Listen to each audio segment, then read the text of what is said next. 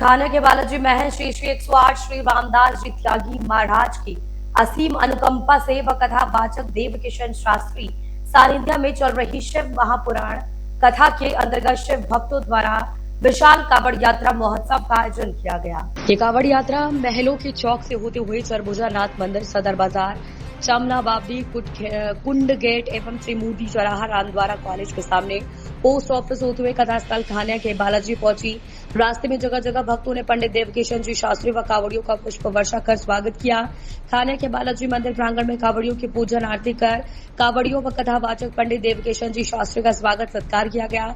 शाहपुरा में श्री शिव महापुराण कथा का ये तीसरा साल है, जिसमें पंडित श्री देवकिशन जी शास्त्री बालाजी मंदिर प्रांगण में कथा कर रहे हैं, जिसमें इनमें सहयोगी राजेश वर्मा, युवराज जोशी आदि का मुख्य सहयोग रहता है।